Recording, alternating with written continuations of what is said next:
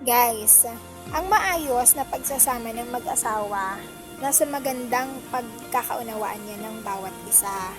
Yung tipong pakikinggan mo siya, tapos pakikinggan ka niya.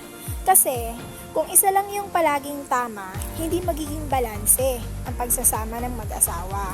At kapag hindi naging balanse ang pagsasama ng mag-asawa, nandun yung tipong magkakaroon kayo ng problema. Yung tipong ang problema nyo ay ang liit-liit lang, tapos hindi nyo namamalayan, lumalaki na pala. Yun ay dahil sa ego mo, ego niya, at ego ninyong dalawa.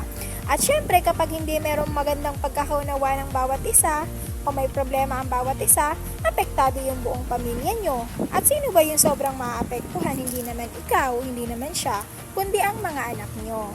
Kaya, kung kayo ay merong maliit na problema at alam niyo naman kayang pag-usapan o kayang ayusin, ayusin nyo habang maaga pa. Matuto kayong makinig sa isa't isa. Kasi guys, wala namang mali kung pareho kayong tama. Kaya kung pakikinggan nyo ang isa't isa, may iwasan nyo yung problema.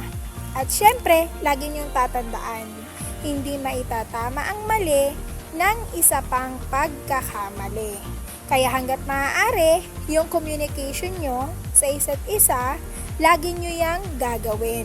Kasi yan ang pinakamainam na remedy para maayos ang pamilya, masagana, at masaya.